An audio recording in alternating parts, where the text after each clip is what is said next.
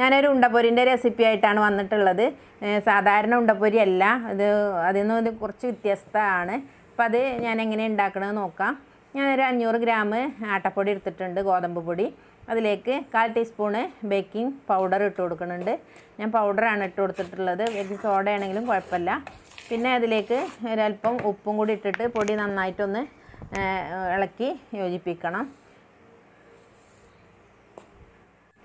ഞാൻ ഇതിലേക്ക് ഇടുന്നത് നേന്ത്രപ്പഴം ചെറിയ കഷ്ണങ്ങളാക്കി മുറിച്ചതാണ് ഇട്ട് കൊടുക്കുന്നത്. ഇങ്ങനെ ഒരു ഉണ്ടപ്പൊരി എനിക്ക് ഹസ്ബൻഡ് കൊണ്ടുവന്നതാണ് കോഴിക്കോട് നിന്ന്.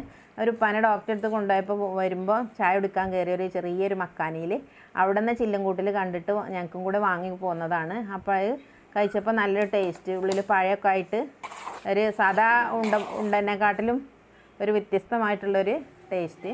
അപ്പോൾ ഞാനിത് അതിൽ പഴമൊക്കെ അതിലിട്ട് ഇളക്കി. ഇനി അതിലേക്ക് ഞാനൊരു 6 വെല്ലം ഉരുക്കി അരിച്ചെടുത്തതാണിത്. ഇതിലേക്ക് ഒഴിച്ച് കൊടുക്കുക. എന്നിട്ട് നന്നായിട്ട് ഇളക്കി യോജിപ്പിക്കുക. അതിലേക്ക് വെള്ളം നമുക്ക് ഇനിയും കൂട്ടി കൊടുക്കേണ്ടി വരും. അപ്പോൾ അതിനനുസരിച്ച് പച്ചവെള്ളം കൂട്ടി കൊടുത്താൽ മതി. ഇത് ശർക്കര വെള്ളം കൊണ്ട് ഞാൻ കുഴച്ചെടുക്കുകയാണ്. അപ്പോൾ നമുക്ക് വെള്ളം മതിയായിട്ടില്ല. അപ്പോൾ ഞാൻ ആ ഒരു പാത്രത്തിൽ കുറച്ച് വെള്ളം ഒഴിച്ച് കൊടുക്കുന്നുണ്ട്. ഇനി നമുക്ക് പച്ചവെള്ളം, സാധാ വെള്ളം ഒഴിച്ച് കൊടുത്താൽ മതി.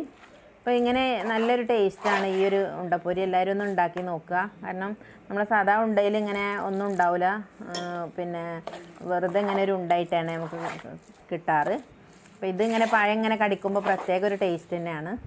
അപ്പോൾ ഇതാ ഞാൻ കുറച്ച് വെള്ളവും ശർക്കര പാവൊക്കെ ആയിട്ട് കുഴച്ചെടുത്തിട്ടുണ്ട്. ഇത് ഇപ്പോൾ റെഡി ആയിട്ടുണ്ട്. ഇത് നമ്മൾ കയ്യിലെടുത്തിട്ട് നമ്മളെ ഈ കയ്യിൻ്റെ ഉള്ളിൽ കൂടെ ഒന്നിങ്ങനെ പീച്ചി ചാടുന്ന ആ ഒരു ലെവലിലാണ്. അപ്പോൾ ഞാനൊരു ചട്ടി അടുപ്പിൽ വെച്ചിട്ടുണ്ട്. ഇതിലേക്ക് വെളിച്ചെണ്ണ ഒഴിച്ചിട്ട് ചൂടായതിന് ശേഷം നമുക്ക് പൊരിച്ച് കോരാം. വെളിച്ചെണ്ണ ഓയിലോ എന്താണെങ്കിലും മതി പൊരിക്കാൻ. ഞാൻ വെളിച്ചെണ്ണയാണ് എടുത്ത്. അപ്പോൾ എണ്ണയൊക്കെ ഇവിടെ ചൂടായി വന്നിട്ടുണ്ട്. നമുക്ക് ഒന്ന് ഇട്ട് കൊടുത്ത് നോക്കാം. അപ്പോൾ എണ്ണ ചൂടായിട്ടുണ്ട്. ഞാൻ എൻ്റെ കയ്യിൽ വെച്ചിട്ട് അങ്ങനെ ഒന്ന് പീച്ചി കൊടുത്തിട്ടുണ്ട്. ഇത് ഏകദേശം വലുപ്പമുണ്ട്. ഞാൻ ചെറുതാക്കിയാണ് ഉണ്ടാക്കിയത്. വലിയ ഇതാവുമ്പോൾ ഉള്ളു വേഗൂല എന്ന് വിചാരിച്ചിട്ട് ഞാൻ ചെറിയ ഉണ്ടകളാക്കിയാണ് ഉണ്ടാക്കിയെടുത്തത്. ഇനി അതിനൊന്ന് മെല്ലെ ഒന്ന് നമുക്ക് തിരിച്ചിട്ട് കൊടുക്കാം. നമ്മൾ തീ ഇടുമ്പോൾ നല്ല തീ ഉണ്ടാക്കിയിട്ട് നമ്മൾ ഇതിലിട്ടിട്ട് കുറഞ്ഞ തീയിൽ വേണം എടുത്ത് വേവിച്ചെടുക്കണം. അല്ലെങ്കിൽ പുറം ഭാഗം പെട്ടെന്ന് കരിഞ്ഞു പോകും, ചോത്ത് കിട്ടും, ഉള്ളിൽ വേവൂല. അതായത് ഇവിടെ റെഡി ആയിട്ടുണ്ട്. അപ്പോൾ ഇതേ രീതിയിലാണ് നമ്മൾ ചെറിയ സിമ്മിലിട്ടിട്ട് വേണം നമ്മളിത് പൊരിച്ച് കോരാൻ. ഈ ഒരു കളറിൽ കിട്ടണമെങ്കിൽ അങ്ങനെ വേണം പൊരിച്ച് കോരാൻ. നമ്മൾ മാവ് ഇടുമ്പോൾ നല്ല തീയിൽ കൂട്ടി വെക്കുക. എണ്ണ നല്ലോണം ചൂടാവണം. അതിന് ശേഷം തീ ഒന്ന് കുറച്ച് വെച്ചാൽ മതി.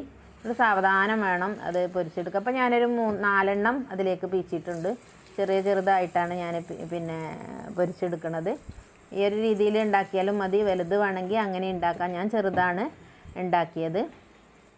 അപ്പോൾ നമ്മൾ ഉണ്ടപ്പൊരിയൊക്കെ ഇവിടെ റെഡി ആയിട്ടുണ്ട്. ചിലത് നന്നായിട്ട് ചോത്തിട്ടുണ്ട്, ചിലത് പാകത്തിനായിട്ടുള്ളൂ.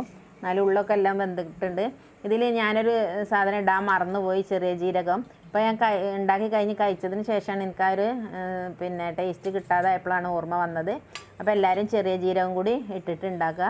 അത് പ്രത്യേക ഒരു ടേസ്റ്റാണ്. അപ്പോൾ നമ്മുടെ ഉണ്ടപ്പൊരിയൊക്കെ റെഡിയായി. എല്ലാവരും ഒന്ന് ഉണ്ടാക്കി നോക്കുക. അതാ നല്ല സോഫ്റ്റ് ഉണ്ട്, ഉള്ളൊക്കെ നന്നായിട്ട് വെന്തിട്ടുണ്ട്. ആ ഉള്ളിൽ ആ പഴം ഇങ്ങനെ കാണുമ്പോഴും കടിക്കുമ്പോഴും നല്ലൊരു ടേസ്റ്റ് തന്നെയാണ്. അപ്പോൾ എല്ലാവരും എൻ്റെ വീഡിയോ കണ്ട് സപ്പോർട്ട് ചെയ്യുക. ഇൻഷാ അല്ലാഹ് അടുത്തൊരു വീഡിയോയുമായി വീണ്ടും കാണാം. Thank you.